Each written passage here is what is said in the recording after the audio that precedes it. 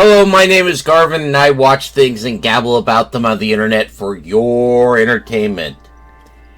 Since March, I've been looking at and talking about, mermaid lore. I've covered the myths reaching all the way back to the Bronze Age to modern-day movies, and I've looked at stories from every continent. We've talked about the myths of China, Japan, of Africa, the Americas. We've looked at movies made in Poland and Japan and China, and of course, movies made in the United States.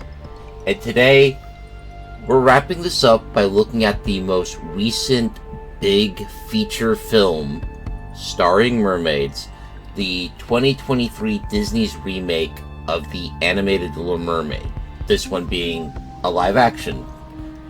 So, before I get into the film, let me be completely honest with you, dear viewers. I wouldn't have done this movie if my patrons hadn't demanded it and voted for it. Yeah, this video only exists because of my ever-wise patrons, so that's the kind of power you can exercise over this channel for $1 a month. So, click on that link in the description if that appeals to you. And the reason I would have skipped this movie has nothing to do with the movie itself. I'm just deeply ambivalent at best about live action remakes, especially the more recent ones by Disney remaking the classic animation movies.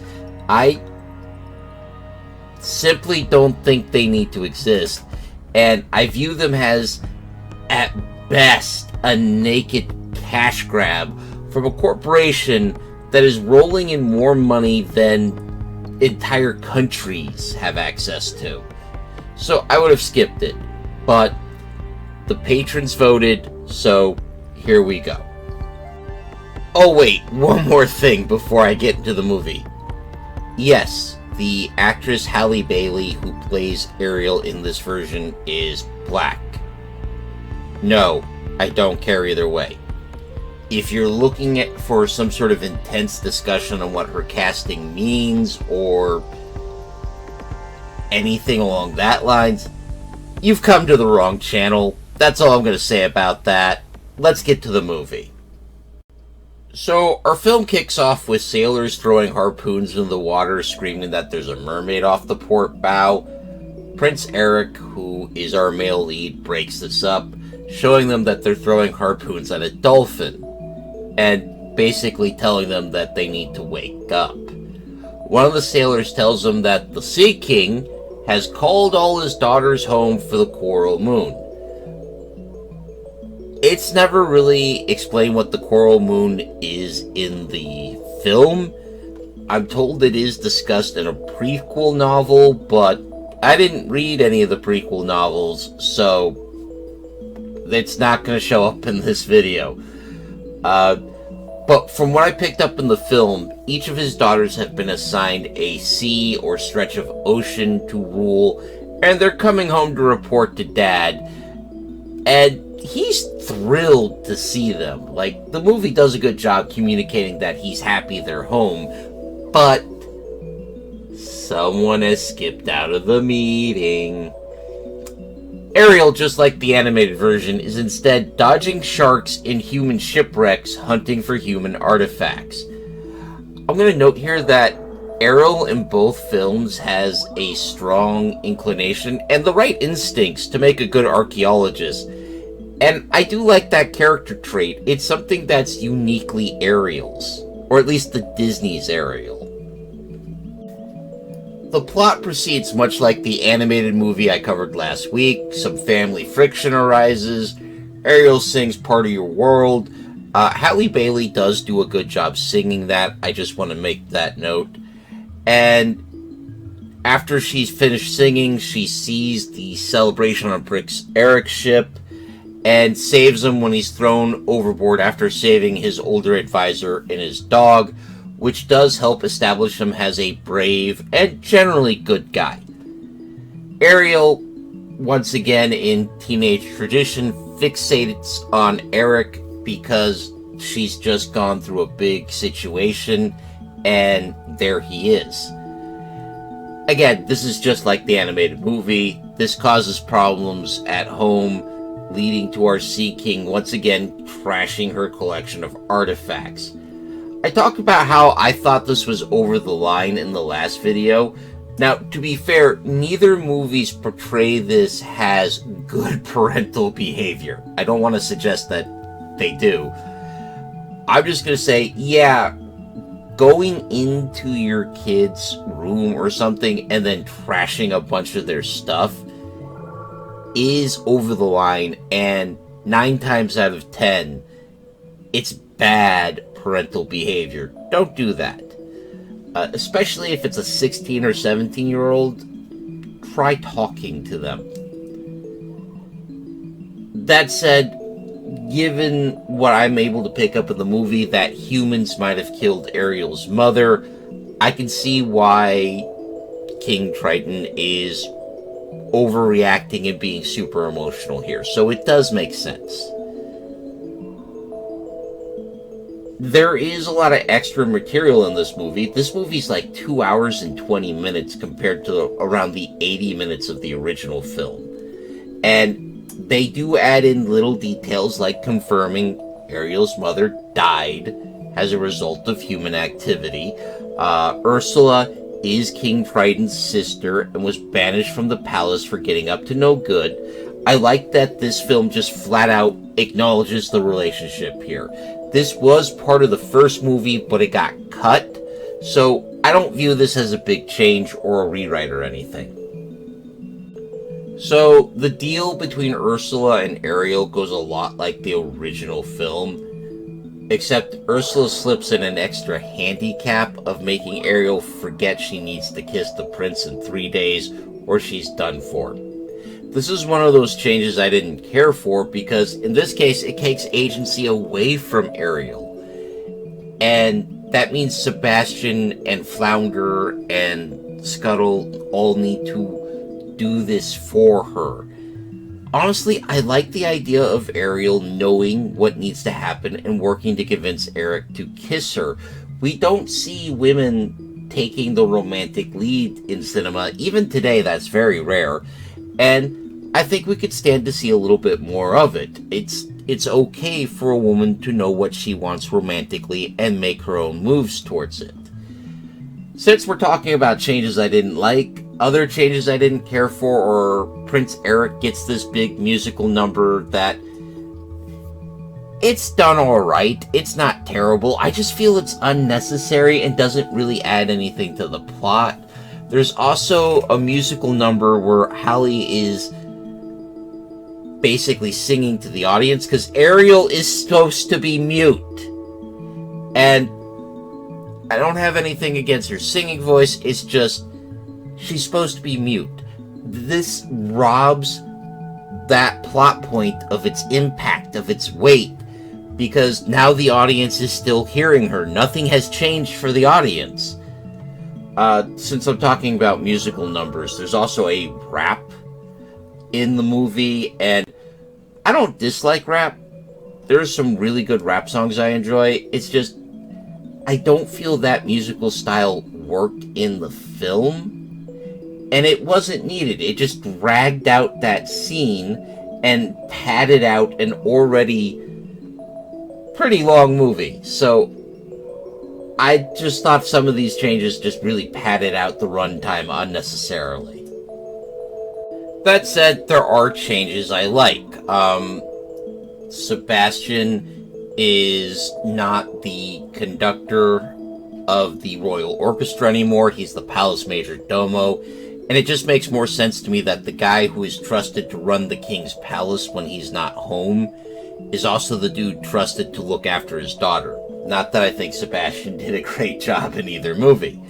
The film also expands Prince Eric and Ariel exploring his island a bit before going in to kiss the girl. I do like that extended scene.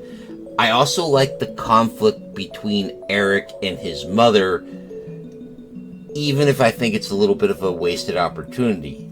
Here, Eric is adopted and his mother is black.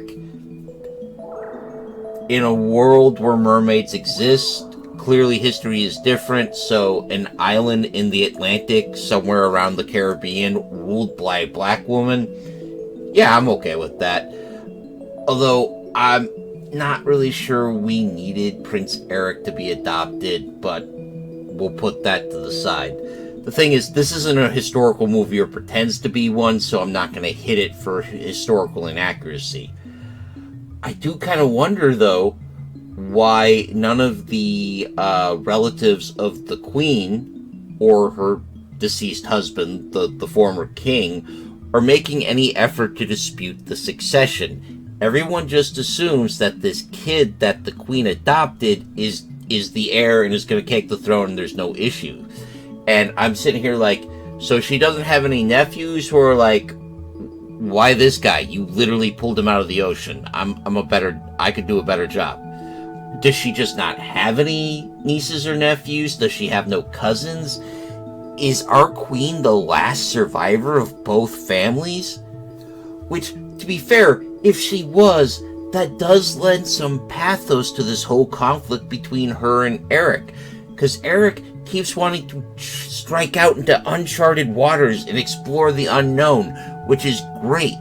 But it's also an occupation with a high body count, and if you're a woman who has lost her entire family, quite possibly to the sea, it's totally understandable that you'd rather your son stayed home on the island, safe, and just took the throne when you're ready to let go.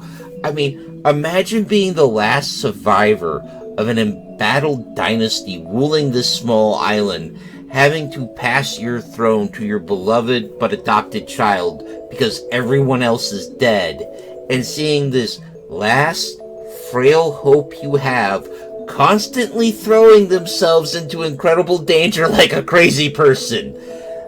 This isn't explored at all in the movie, which is unfortunate. Getting back to the movie though, despite Ariel not remembering she needs to kiss Eric, she does almost pull it off during the song Kiss the Girl, which is mainly due to the efforts of Flounder, Sebastian, and Scuttle.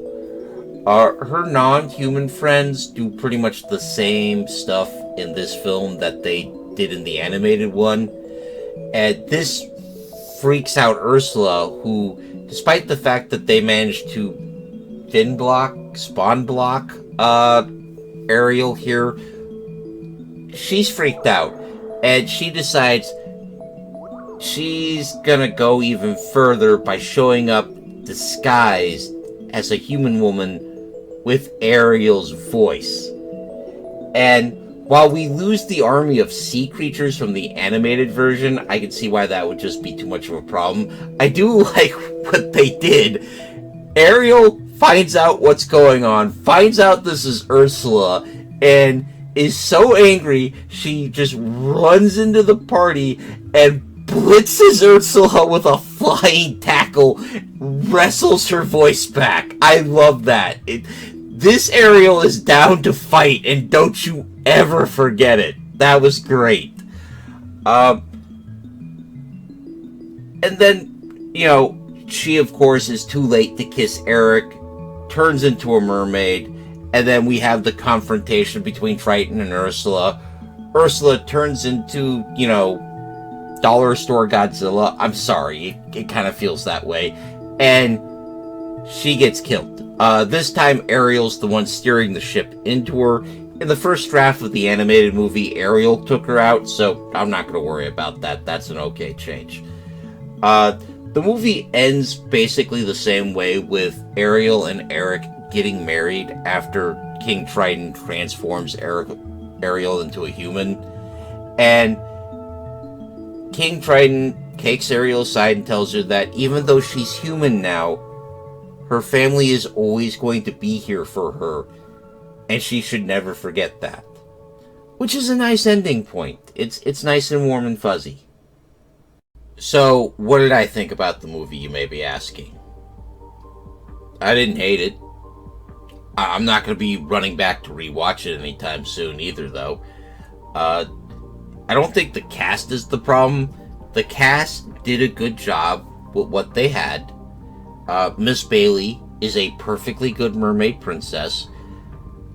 I don't even think the writing was particularly bad. The issue, when I boil it down, is this movie didn't need to happen, and it feels like the movie itself is very aware of that.